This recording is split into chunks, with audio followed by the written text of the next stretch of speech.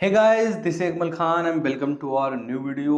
आज का वीडियो बहुत ही इंपॉर्टेंट होने वाला है क्योंकि जो आज का वीडियो है ये इंग्लिश माइनर पे होने वाला है। और आपको पता होगा कि इंग्लिश माइनर करके जो सब्जेक्ट होता है ये बीए बीएससी बीकॉम वालों का सभी का एक सेम पेपर होता है।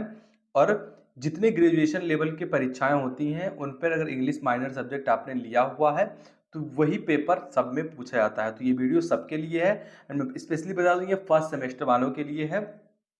और 2-3 जो आपके सेकंड सेमेस्टर होते हैं इनमें भी क्वेश्चंस आते हैं एंड ये जो क्वेश्चंस आते हैं ये आपके ऑप्शनल होते हैं।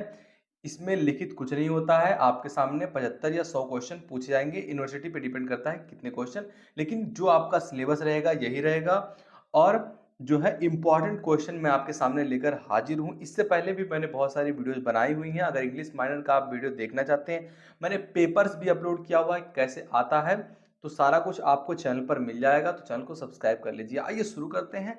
हमारा इंपॉर्टेंट क्वेश्चन में पहला क्वेश्चन है the angle of the house is a figure of speech. जो ये फिगर स्पीच है ये कौन सा फिगर ऑफ स्पीच है, कौन सा शब्द भेद है। The angle of the house, तो ये मेटाफर है या फिर आपका एंथिसिस है या फिर आपका इन्वर्जन है या फिर नन ऑफ द अबव। तो इसमें से जो आपका करेक्ट आंसर होगा वो होगा आपका ऑप्शन ए। जो the angle of the house है ये एक मेटाफर की तरह यूज किया गया है। ये जो शब्द भेद है, ये जो फिगर ऑफ स्पीच है ये मेटाफर है। आइए आगे बढ़ते हैं। अगला क्वेश्चन बहुत बार पूछा जा चुका है आपके एग्जाम्स में। मैंने पेपर में बताया था कि जो अगला क्वेश्चन आपका जवाहरलाल नेहरू वाज बॉर्न इन, इनका जो जन्म है जवाहरलाल नेहरू का कब हुआ था। ऑप्शन है आपके पास 1988, 1990 या फिर 1989, नन ऑफ द अबव। तो इसमें से जो आपका करेक्ट आंसर रहेगा जवाहरलाल नेहरू का जन्म कब हुआ था 1989 में। तो करेक्ट आंसर आपका ऑप्शन सी हो जाएगा। अगर जो भी क्वेश्चन आपको पहले से आ रहा है let me know in comment box. आप कमेंट बॉक्स में जरूर लिख देना कि जितने भी क्वेश्चन है हमें ये क्वेश्चन आ रहा था, इसका आंसर क्या है, ताकि मुझे पता चले कि कितने बच्चे पढ़े थे पहले से ही। और जो नहीं पढ़े हैं मैं बता ही रहा हूं, पढ़ सकते हैं आप। आगे बढ़ते हैं। तीसरा क्वेश्चन है आपका कि cause of death of Nehru, जो कारण था नेहरू के मृत्यु के पीछे वो क्या था। ऑप्शंस है कैंसर, हार्ट अटैक, जो आपका है चोलेरा या फिर आपका सिम्पलिस। ये कौन से दो नाम है, ऐसी बीमारियां हमने सुनी ही नहीं थी। तो जो आपका करेक्ट आंसर रहेगा cause of death of Nehru वो क्या था, हार्ट अटैक था। हार्ट अटैक की वजह से उनका मृत्यु हो गया था, नेचुरल डेथ नहीं था। आगे बढ़ते हैं। अगला क्वेश्चन कह रहा है what was the birth name of Swami Vivekananda. Swami Vivekananda का जो है जन्म का नाम कब था, जन्म का नाम क्या था जब ये पैदा हुए थे, उनका बर्थ नेम क्या था। ऑप्शन है आपके पास रामकृष्णा, जो आपका सरकार तिवारी, या फिर नरेंद्रनाथ दत्ता या फिर नन ऑफ द अबव। तो जो स्वामी विवेकानंद थे इनके बचपन का नाम, इनके बर्थ नेम जो था वो था नरेंद्रनाथ दत्ता। करेक्ट आंसर आपका ऑप्शन सी हो जाएगा। आगे बढ़ते हैं। अगला क्वेश्चन कह रहा है आपका the angle of the house these were taken from. ये किस, जो आपका पहली बात तो ये जो है ये पोएम से उठाया गया है। इतने सारे आपके सामने पोएम्स दिख रहे हैं, तो ये पोएम है। अब पोएम में the angle of the house एक कथा है जिस जो कहाँ से लिया गया है, कौन से पोएम से लिया गया है। तो आपके पास ऑप्शन है यमारेस टोलो वे या फिर आपका ऑर्लैंडो या फिर टू द नाइट हाउस या फिर प्रोफेशन ओमेन या प्रोफेशन ऑफ ओमेन, ऐसा भी रहेगा। तो ये जो लिया गया है जो word the angle of the house ये प्रोफेशन ओमेन से लिया गया है। तो करेक्ट आंसर आपका ऑप्शन डी हो जाएगा। आइए आगे बढ़ते हैं। अगला क्वेश्चन कह रहा है एट व्हाट एज, किस उम्र पर स्वामी विवेकानंद डाइड। स्वामी विवेकानंद का जो है मृत्यु हुआ कितने वर्ष के उम्र में। तो जो है 29 या फिर आपका 39, 49, 59। तो करेक्ट आंसर क्या होगा। आई होप ये क्वेश्चन सबको पता होना चाहिए कि जो हमारे देश के एक ग्रेट यूथ थे, एक ग्रेट इंस्पिरेशन थे, उनका जो बायोग्राफी है इनको जानना बहुत ही जरूरी होता है। ये एक स्पीच देने के अलावा, ये एक स्पीकर के अलावा एक अच्छे राइटर भी थे। तो इनका मृत्यु किस उम्र पे हुआ, तो आई होप सबको पता होगा। करेक्ट आंसर ऑप्शन बी है 39।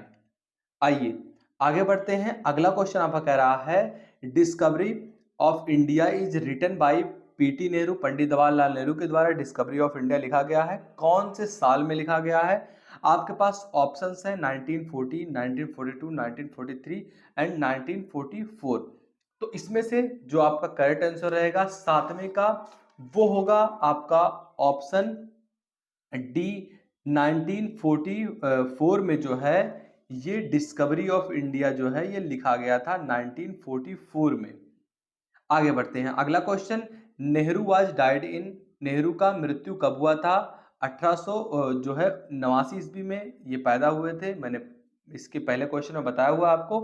तो इनका मृत्यु कब हुआ था? 1955, 1957, 1956, 1958। तो जो आपका आठवां क्वेश्चन है इसका करेक्ट आंसर क्या हो जाएगा? 1955, 1955 ईस्वी में जो है नेहरू जी वाज डाइड। आगे बढ़ते हैं, अगला क्वेश्चन कह रहा है आपसे, the birthday of Swami Vivekananda is celebrate in India as, Bharatvarsh में जो है स्वामी विवेकानंद का जो जन्म है उनको किस दिन के रूप में मनाया जाता है? ऑप्शन है आपके पास नेशनल योगा डे, दूसरा ऑप्शन आपके सामने है नेशनल यूथ डे, या फिर तीसरा ऑप्शन आपके सामने है नेशनल मेडिटेशन डे, या फिर नन ऑफ द अबव। तो जो आपका करेक्ट आंसर रहेगा वो होगा आपका option B, national youth day के रूप में जो है मनाया जाता है स्वामी विवेकानंद का जन्मदिन। आगे बढ़ते हैं, अगला क्वेश्चन कह रहा है स्वामी विवेकानंद वाज बॉर्न इन, कब ये पैदा हुए थे? ऑप्शन है आपके सामने 1880, 1862, 1863, 1864, 1865। तो 10वें का आपका करेक्ट आंसर क्या होगा? ऑप्शन बी, 1863 ईस्वी में जो है इनका जन्म हुआ था। आइए आगे बढ़ते हैं, अगला क्वेश्चन कर रहा है भारत माता इज रिटन बाई, भारत माता जो है ये किनके द्वारा रिटन किया गया है? Jawaharlal Nehru, Rabindranath Tagore, R K Narayan, none of the above.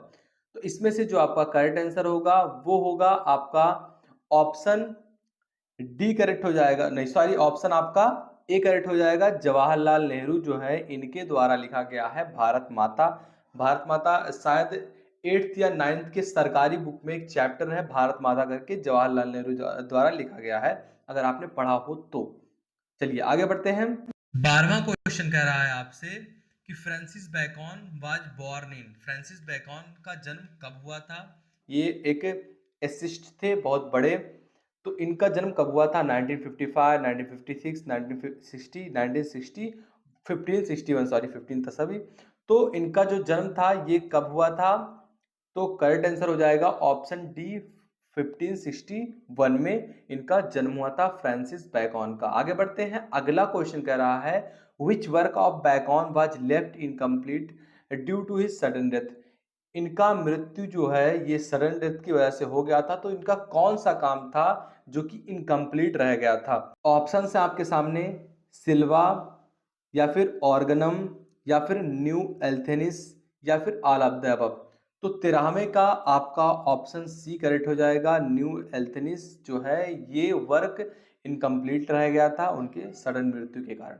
आगे बढ़ते हैं, अगला क्वेश्चन कह रहा है Francis Bacon was died in, इनका जो है निधन कब हुआ था? फ्रांसिस बेकन का 1526 में, 1527 में, 1528 में, 1529 में। तो 14वें का आपका करेक्ट आंसर हो जाएगा ऑप्शन ए, 1526 में इनका निधन हो गया था फ्रांसिस बेकन का। आगे बढ़ते हैं, 15 क्वेश्चन कह रहा है where was the parliament of the world's religion held in 1893, कौन सा ऐसा देश है, कौन सा ऐसा जगह है जहां वर्ल्ड रिलीजियस जो है पार्लियामेंट बनाया गया, जो कि 1893 में बनाया गया था? कैपटाउन था, या फिर आपका टोरंटो था, शिकागो था, या फिर आपका बार्सिलोना था? तो करेक्ट आंसर क्या हो जाएगा आपका? ऑप्शन सी, शिकागो में वर्ल्ड रिलीजियस पार्लियामेंट बनाया गया था 1893 में। आगे बढ़ते हैं, आपका अगला क्वेश्चन कह रहा है विर्जिनिया वुल्फ वाज बॉर्न इन, इनका जो है जन्म कब हुआ था? ऑप्शन है आपके पास 1882, 1883, 1884, 1885। तो जो करेक्ट आंसर होगा, आई होप आपको पता होगा, ग्रेट ए फेमस राइटर थे ये, तो 1882 में इनका जन्म हुआ था। आगे बढ़ते हैं, अगला क्वेश्चन कह रहा है Virginia Woolf was died in, इनका कब निधन हुआ था? आपके सामने ऑप्शंस हैं 1939, 1940, 1941, 1942।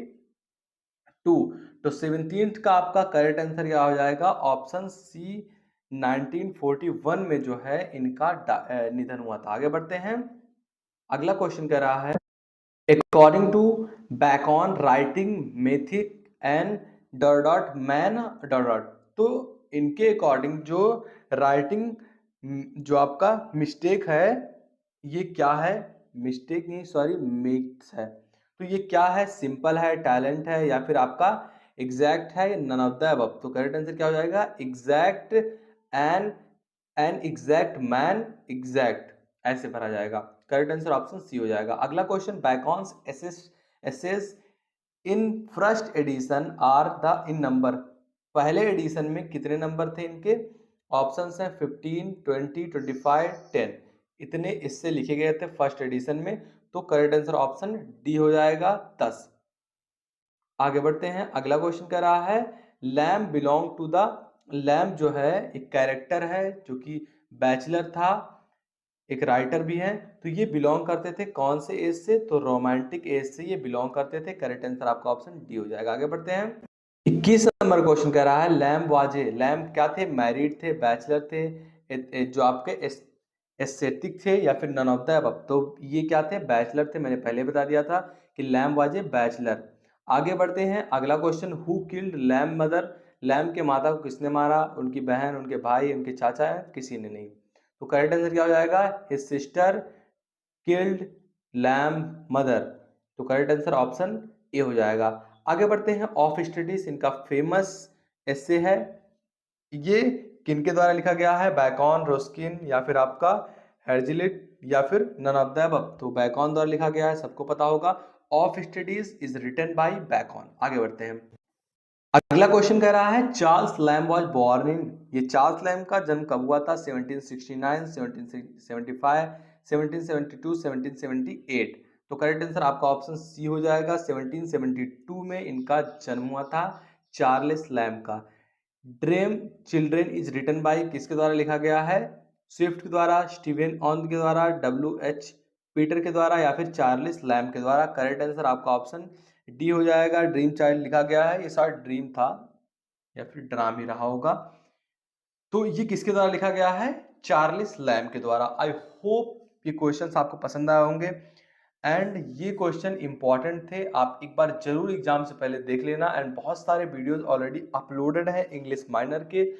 एंड मैंने बीकॉम से रिलेटेड बहुत सारी वीडियो डाल दी हैं। बीए की भी कुछ माइनर, बीएससी के भी कुछ माइनर सब्जेक्ट पे वीडियो ऑलरेडी चल रही हैं बनने, एंड बहुत सारी वीडियोस अपलोड भी हो चुकी हैं। तो आप अगर आपके दोस्त यार में कोई भी बीए, बीएससी, बीकॉम में है, स्पेशली बीकॉम में है, तो उसको वीडियो जरूर शेयर करना, क्योंकि ये चैनल उन्हीं सब के लिए है जो कि एग्जाम के वक्त तैयारी करते हैं या फिर कॉलेज किसी रीजन की वजह से नहीं जा पाते हैं।